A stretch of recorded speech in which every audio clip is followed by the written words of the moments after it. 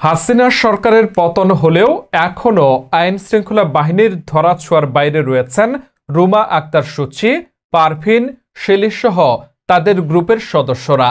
এমন অভিযোগ করেছেন এলাকাবাসী ও ভুক্তভোগী পরিবার। অপরদিকে একই এলাকায় এক পরিবারের 18 জন সদস্যের বিরুদ্ধে সন্ত্রাস বিরোধী আইনে মামলা হওয়ায় এলাকায় চাঞ্চল্য সৃষ্টি হয়েছে। বিস্তারিত দেখুন সংগ্রামী স্বাধীন 24 টিভির প্রতিবেদনে।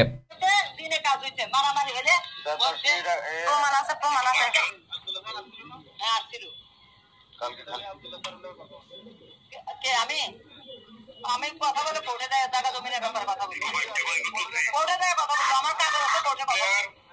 মিথ্যা মামলাতে ফাঁসানো হয়েছে রুমা তারা কারা কারা বাইরে থানার সাথে মিলে আমাকে মিথ্যা মামলা, আমাদের সব পরিবারকে মিথ্যা মামলা করতেছে।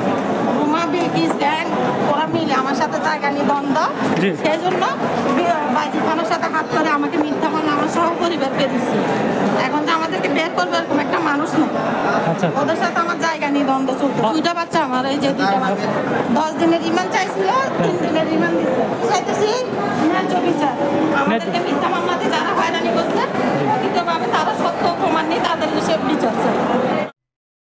2024 সালের 5 আগস্ট হাসিনা সরকারের পতনের পরও রুমা আক্তার সূচি, পারভিন, শেলী, নার্গিস, বিলকিস, ফয়সাল, রাব্বি, একরাম, আবুল হোসেন, শিল্পী বেগম ও মনি আক্তার সহ তাদের ঘনিষ্ঠজনদের কর্মকাণ্ড থামেনি বলে অভিযোগ উঠেছে।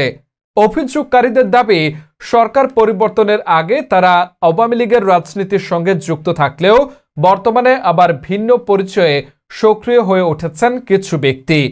অভিযোগ অনুযায়ী তারা চট্টগ্রামের বাইজিদ এলাকার শীর্ষ সন্ত্রাসী হিসেবে পরিচিত সম্প্রতি নিহত সরওয়ার বাবলার অনুসারী যুবদল নেতাদের সঙ্গে সংযোগ স্থাপন করে আরো বেপরোয়া হয়ে উঠেছে।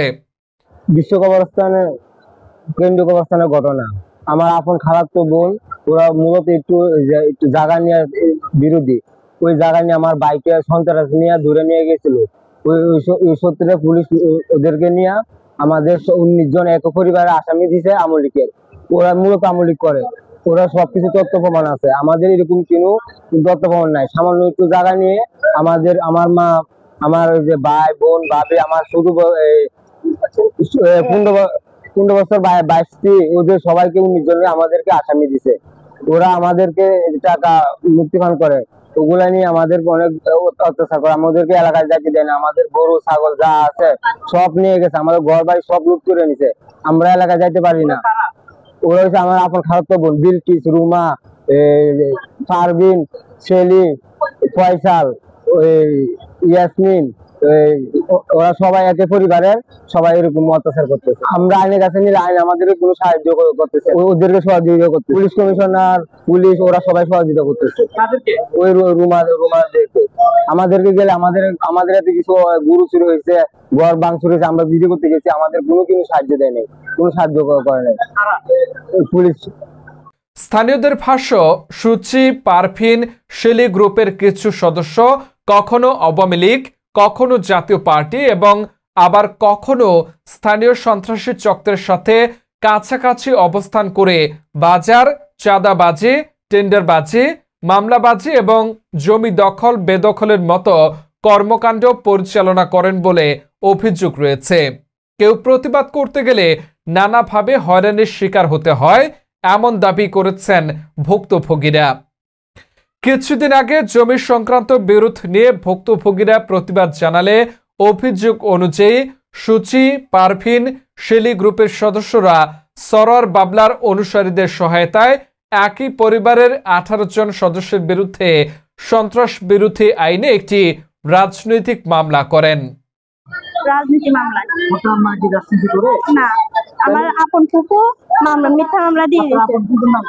বিলকিস, পারভিন, সূচি, রুমার, সূচি একটা রুমার কি, তারপর শেলী, ফয়সাল, এগুলা। এখন কি চান আপনি? আইনের কাছে আমরা বিচার চাই, কিন্তু বিচার দিতেছে না। ওরা পাজি থানা হাত করে আমাদেরকে ঢুকে দিচ্ছে মিথ্যা মামলায়। কাকে ঢুকে দিচ্ছে? কে আসামি ছিল? আমাদের আসামি আমার কাকা হইতে, আমি হইতে, আমার হাজবেন্ড হইতে 19 জন, আমার মা বাবা খালা সবাইকে ঢুকা দিছে। আমিও 1 মাস শাস্ত্রী খাটে আছি এই জায়গা নিয়ে। আমার আম্মু 2 ঘন্টার জায়গা নিয়েছিল, এই জায়গা নিয়ে ওরা ভেজাল করছে, তার ভিতরে সাদাও চাইছে। যখন আম্মু দেয় নেই তখন আমার বাবাকে সন্ত্রাস দিয়ে তুলে নিয়ে যাওয়া হয়েছে। এই আব্বুর মামলা এটা এখনো কোর্টে চলতেছে, ডিবিটা এখনো তদন্ত চলতেছে। এখন ওদেরকে প্রতিবাদ কোনো কিছু করতে পারতেছে না, আমাদেরকে মিথ্যা মামলা ঢুকে দিচ্ছে। আমার 16 বছর বয়স, আমাকেও জেল খাটাইছে বাজিত থানা। বাইকের থানার জন্য আপনারা হ্যাঁ, বাজিত থানা সহযোগিতা করেনি আমাদেরকে না, ওরা বাজিত থানা হাত করে আমাদেরকে ঢুকে দিচ্ছে মিথ্যা মামলা, সন্ত্রাস মামলায়। বিষয়টি গণমাধ্যমকে নিশ্চিত করেন ভুক্তভোগীর পরিবার ও অ্যাডভোকেট মোহাম্মদ আনোয়ার শাহাদাত চৌধুরী নয়ন। মামলাটা হচ্ছে বাইজিৎ থানা 38-10-25, এটা হচ্ছে সন্ত্রাস বিরোধী আইনের মামলা। ওদের নিজেদের মোবাইল মানে মামলার মধ্যে জব্দ করা হয়েছে।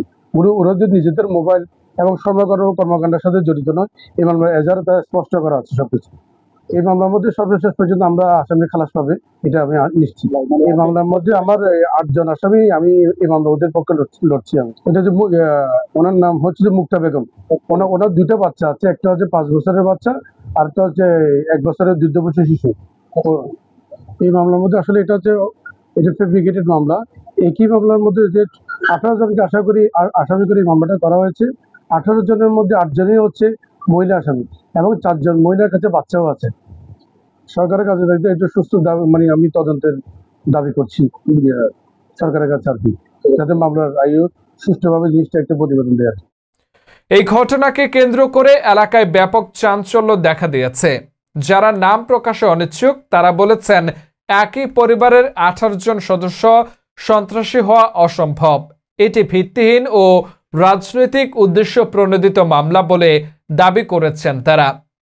মামলার 18 আসামির মধ্যে 8 জনই নারী এবং তাদের মধ্যে 4 জন নারীর কোলে রয়েছে দুধের শিশু। অভিযুক্ত পরিবারের সদস্যদের দাবি, ঘটনাটি সঠিকভাবে তদন্ত করা হলে তাদের নির্দোষিতা প্রমাণিত হবে। তারা প্রশাসনের ঊর্ধ্বতন কর্মকর্তাদের হস্তক্ষেপ, ন্যায্য তদন্ত এবং নিঃশর্ত মুক্তির দাবি জানিয়েছেন।